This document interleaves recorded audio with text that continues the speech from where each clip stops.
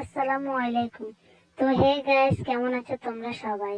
চলে এলাম দীর্ঘ 1 বছর পর আবারও এই চ্যানেলে। চিন্তা করলাম তোমাদের জন্য বোঝে না সিরিয়ালের বাকি পর্বগুলো দেব।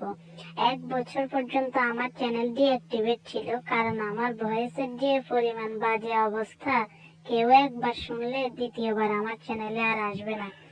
তাই ভাবলাম এই যে ভয়েস চেঞ্জ করে তোমাদের জন্য ভিডিও দিই, কারণ দেখতেছিলাম বোঝে না অনেকেই খুঁজতেছে কিন্তু পাচ্ছে না।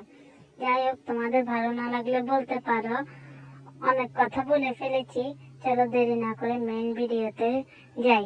তো বন্ধুরা, আজকে আমি তোমাদের বোঝে না সিরিয়ালের 337 পর্ব এক্সপ্লেন করব। তো তোমরা গত পর্বে দেখেছ পাখি পুরস্কার নিতে অস্বীকার করেছে, আর অরণ্য তা শুনে ফেলেছে এবং খুব রেগে গেছে। এই পর্বের শুরুতে পাখিকে দেখানো হয় তার পুরস্কার নিতে অস্বীকার করায় বিচারকরা সিদ্ধান্ত নেয় যে 10 সেকেন্ড হয়েছে তাদের পুরস্কার পাওয়া উচিত। আর এটা শুনে অরণ্য খুবই রেগে যায় এবং চলে যায়। সেখানে দিদুন আসে পাখিকে জিজ্ঞেস করে সে পুরস্কার নিতে রাজি হচ্ছে না কেন। তখন পাখি বলে, যেহেতু আমার ফ্রেন্ড আসেনি, তো সেই হিসাবে আমাকে প্রতিযোগিতায় অংশ নেওয়ার কথা নয়। দিদুন বলল, তুমি ভেবে দেখো পাখি। কিন্তু পাখি বলে, আমি যেটা ঠিক মনে হয়েছে আমি সেটাই করেছি। তখন দিদুন বলে, তুমি ঠিক আছো তো? তোমার ছোটর সাথে কোনো ঝগড়া হয়েছে নাকি? তখন পাখি বলে, না দিদুন, কোনো সমস্যা হয়নি, আমি ঠিক আছি। এরপর পাখি বলে, আমি পোশাক বদলে আসছি। এ কথা বলে সে চলে যায়। এরপর পাখি যখন পোশাক চেঞ্জ করতে যায়, সেখানে অরণ্য আসে এবং পাখিকে জিজ্ঞেস করে, হাউ ডেয়ার ইউ।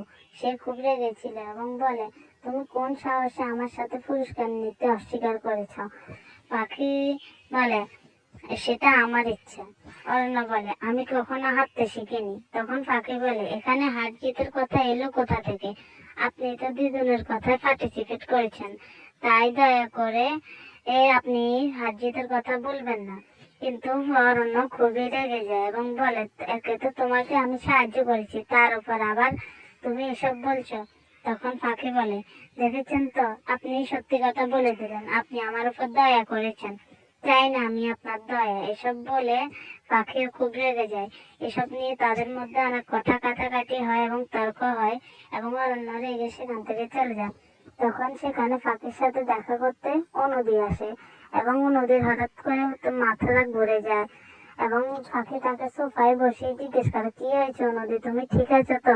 দি বলে, হ্যাঁ ঠিক আছি, ভুল করে সকালের ওষুধটা খেতে ভুলে গেছি, তাই মনে হয় এমন হচ্ছে। এবং সে কল করে কৃষ্ণেন্দুকে ডাকে। পাখি বলে, তুমি পাখিকে তো দি বলে, তুমি ভাইকে কিছু বলে না। পাখি বলে, ঠিক আছে, বলবো না। তখন সেখানে কৃষ্ণেন্দু আসে। তখন নদী বলে, পাখি একটা ফার্মেসি চিনি, ওর সাথে একটু যাও। পাখি বলে, না আমি একা যেতে পারবো। কিন্তু নদী বলে, না আমি তোমাকে অচেনা জায়গায় একা ছাড়তে পারবো না। এই ও গেলে আমি একটু নিশ্চিন্ত হব। কৃষ্ণেন্দু বলে, হ্যাঁ হ্যাঁ চলো, আমি তো চিনি না, একা একা গেলে আবার যদি খুঁজে না পাই অহেতুক দেরি হবে। তাও পাখি রাজি হলো না, কিন্তু নদীর জোর করে পাখিকে রাজি করায় এবং কৃষ্ণেন্দুর সাথে পাঠায়। এরপর সিনে দেখানো হয় বিচারকরা সেকেন্ড দলকে জয়ী ঘোষণা করেছে। এতে মামি খুব মন খারাপ করে। এদিকে অরণ্য তার দিকে খুঁজে না পেয়ে কল দেয় এবং নদী বলে, আমি আমার এক বন্ধুর সাথে কথা বলছি, তুই চিন্তা করিস না, আমি কিছুক্ষণের মধ্যে ফিরে আসবো। তারপর আমরা দেখি পাখি কৃষ্ণেন্দুর সাথে একটা ফার্মেসিতে থেকে ওষুধ নিয়ে বাড়ি যাচ্ছে। সরি, বাড়ি হবে না, এখানে ওই যে অনুষ্ঠানের জায়গায় যাচ্ছে। তখন এরপর আবার সিন চেঞ্জ হয়, দেখা যায় দ্বিতীয় দলকে পুরস্কার দেওয়া হচ্ছে। মামি তখন খুব মন খারাপ করে এবং সব দোষ পিউকে দিতে থাকে।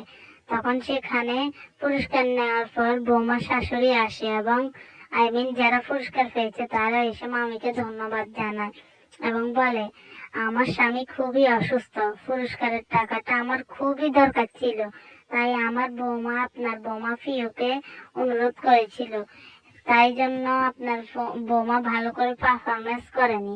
এবার অরণ্য বুঝতে পারে পাখি আসলে কেন এমনটা করেছিল। আসলে সে চাইছিল পুরস্কারটা যেন এরাই পায়। তারপর তারা আবারও ধন্যবাদ জানায় এবং চলে যায়। এবার দিদুন সহ সবাই বুঝতে পারে পাখি এরকমটা কেন করছে। এদিকে অরণ্য পাখিকে খুঁজতে থাকে এবং খেয়াল করে তার জামাইবাবু কোনো এখানে নেই। এরপর মামিকে দেখানো হয়। মামি খুব ইমোশনালি ফিউকে অনেক কথা শোনায় স্টেজে উঠে। এতে আমরা বুঝতে পারি মামি ফিউর কাজে খুব কষ্ট পেয়েছে। তারপর আবার সিন চেঞ্জ হয়। পাখি আর কৃষ্ণনন্দীকে দেখানো হয়। কৃষ্ণানন্দ পাখিকে উল্টাপাল্টা কথা বলতে থাকে এবং পাখির হাত ধরে টানাটানি করতে থাকে। এভাবে এই পর্ব শেষ হয়। কিন্তু এরপর আগামী পর্বে দেখানো হয় অরণ্য ফোনে কথা বলছে আক্তির সাথে, কিন্তু সে তখনই পাখি আর কৃষ্ণান্দুকে একসাথে দেখে নেয়। তো বন্ধুরা, কেমন লাগলো জানি ভালো লাগেনি, তাও বলছি লাইক এবং সাবস্ক্রাইব করে পাশে থাকো।